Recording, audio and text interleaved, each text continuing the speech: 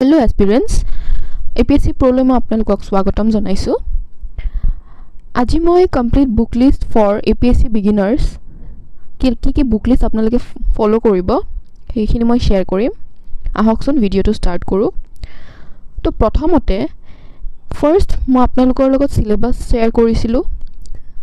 আপোনালোকে ফাৰ্স্ট সিলেবাসটো জানিব লাগিব কি লাগিব তেতিয়াহে আপোনালোকে গম পাব কি বুকস ফলো কৰিব লাগিব। কোৰ পৰা আমি সোৰ্সেস পঢ়িব লাগিব। তো প্ৰথমতে NCERTs ক্লাস 6 পৰা ক্লাস 10 লৈকে সায়েন্স আৰু সোশ্যাল সায়েন্স পঢ়িব লাগিব। অকল 2-3 ৰিডিংস এনাফ হয়। ইয়াৰ কাৰণে আপোনালোকে নোটস বনাব নালাগে। জাস্ট এটা ৰাফ আইডিয়া পাব কাৰণে সাবজেক্টবোৰৰ ওপৰত আপোনালোকে ক্লাস 6 পৰা ক্লাস 10 NCERTs খিনি পঢ়িব পাৰে। তাৰ পাছত NCERT ক্লাস 10 পৰা 12 লৈকে কোনকেখন সাবজেক্ট আপোনালোকে পঢ়িব লাগে সেইখিনি চাওকচোন। হিষ্ট্ৰী কাৰণে ক্লাস 11 আৰু ক্লাস 12 মই ওল্ড প্ৰিফাৰ কৰো। ওল্ড NCERTs কেখন সেইখিনি পঢ়িব লাগিব আপোনালোকে। তাৰ পাছত পলিটিক্যাল সায়েন্সৰ ক্লাস 11 আৰু 12, জিওগ্ৰাফিৰ ক্লাস 11-12, ইকোনমিক্সৰ 11 আৰু 12 আৰু আপোনালোকে এটা মত ৰাখিব ইকোনমিক্সৰ মেক্ৰো ইকোনমিক্স খন পঢ়িব লাগিব 12 ইখন বেছি ইম্পৰ্টেন্ট হয়। তাৰছত আৰ্ট এণ্ড কালচাৰৰ ক্লাস 11 আৰু 12 NCERT, বায়োলজিৰ ক্লাস 12 NCERT খন আৰু লাষ্ট 4টা চেপ্টাৰস তাৰে পঢ়িব লাগিব। এতিয়া আহকচোন আমি এডভান্স বুকৰ লৈকে যাও। এডভান্স বুকত আমি কোনকেখন বুকস বেছি প্ৰিফাৰেবল হয় বা মই কোনকেখন বুক মই ফলো কৰো সেইখিনি চাও। হিষ্ট্ৰীৰ কাৰণে আপোনাৰ হিষ্ট্ৰী যেহেতু 3টা পাৰ্টত ডিভাইড হৈ আছে, এনশিয়েন্ট, মিডাইভেল আৰু মডাৰ্ন। তো এনশিয়েন্ট হিষ্ট্ৰীৰ কাৰণে RS শৰ্মাখন আপোনালোকে পঢ়িব পাৰে। মই RS শৰ্মাখন প্ৰিফাৰ কৰো। ইখনে বহুতে প্ৰিফাৰ কৰে। মিডাইভেল হিষ্ট্ৰীৰ ক্লাস 11 ইজ সাফিচিয়েন্ট। মডাৰ্ন হিষ্ট্ৰীৰ স্পেক্ট্ৰাম খন ভেৰি ইম্পৰ্টেন্ট। ইয়াৰ বাহিৰে আপুনি একো বেলেগ মডাৰ্ন হিষ্ট্ৰীৰ বুক পঢ়িব নালাগে। স্পেক্ট্ৰাম খন এনাফ। NCERTsৰ পাছত আপুনি যদি স্পেক্ট্ৰাম খন চাই তেতিয়া হলে মডাৰ্ন হিষ্ট্ৰীৰ কাৰণে এই দুটা সোৰ্সে এনাফ হয়। তাৰ পাছত এই কেখনৰ বাহিৰেও আমি তামিলনাডু বোৰ্ডৰ ক্লাস 11 বুক কেখন পঢ়িব লাগিব যোনটো আপোনাৰ এনশিয়েন্ট আৰু মিডাইভেলত হেল্প কৰে।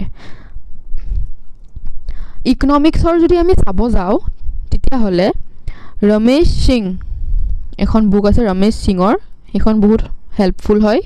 আৰু ইকোনমিক্স সাৰ্ভে আমি ফলো কৰিব লাগিব। গভৰ্নমেন্টৰ বাজেট ফলো কৰিব লাগিব। ইখিনি ইকোনমিক্সৰ কাৰণে এনাফ হয় along with 11-12 for NCERTs।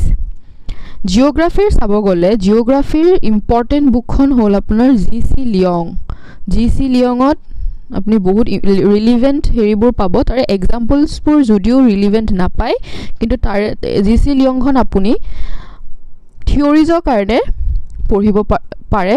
তাৰ পাছত ক্লাস 11 আৰু 12 NCERTs খন এনাফ হয় আৰু এটলাছৰ আপুনি ফলো কৰিবই লাগিব মেপিংৰ কাৰণে। পলিটিত চাওক, পলিটিত এখন বুকে সবতকে বেছি ইম্পৰ্টেন্ট হয় লক্ষ্মীকান্ত।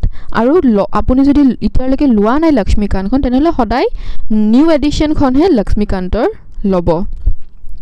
এনভায়ৰনমেন্টৰ শংকৰ IAS এখন বহুত ইম্পৰ্টেন্ট হয়। এনভায়ৰনমেন্টৰ কাৰণে শংকৰ IAS খন ফলো কৰিলে হৈ যাব along with the NCERTs। আৰু ইয়াৰে লগত আপোনালোকে প্ৰিভিয়াস ইয়াৰ কোৱেশ্চন পেপাৰস খিনি ফলো কৰিব এক্সাম পেটাৰ্নৰ কাৰণে। কোৱেশ্চন পেটাৰ্ন কেনেকৈ আহে আৰু দিশা পাব্লিকেশন বুক এখন আছে য'ত আপোনাৰ 10,000 প্লাস অবজেক্টিভস আহি যায়। বেলেগ বেলেগ ষ্টেট PCSৰ কোৱেশ্চনছবোৰ তাতে দেখা পাব। সব দিয়া আছে আপোনাৰ চেপ্টাৰ ওয়াইজ দিয়া থাকে তাতে। তো ইয়াতে আপোনাৰ বহুত সহায় হ'ব along with সলিউশনস দিয়া থাকে। তো এইখিনি আপুনি ফলো কৰিব পাৰে।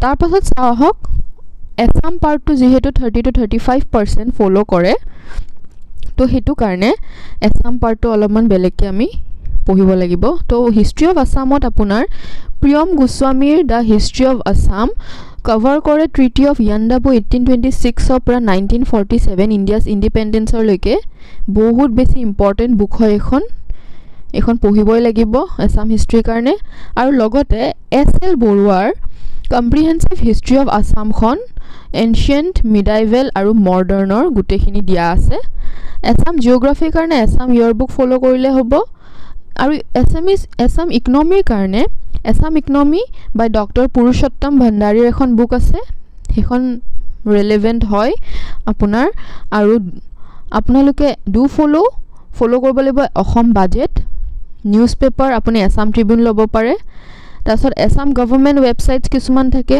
তাতে আপুনি মেজৰ স্কিমছবোৰৰ কাৰণে যোনবোৰ অসমত এতিয়া প্ৰিভেলেণ্ট হয় সেইবোৰৰ কাৰণে ফ'ল' কৰিব লাগিব তো এয়াই আছিল আজি এইখিনি বুক লিষ্ট হয় আপোনাৰ কিন্তু ষ্টাৰ্টিঙত আপুনি NCERT ষ্টাৰ্ট কৰিবই লাগিব যদি আপোনালোকে NCERT পঢ়া নাই NCERT পঢ়ি লওক তাৰ পাছতে আপোনালোকে এডভান্স বুকছত যাব তেতিয়াহে ৰিলেভেন্সিটো বেছি হ'ব আপোনালোকে ৰিলেট কৰিব পাৰিব থ্যাংক ইউ এস্পিৰেন্টছ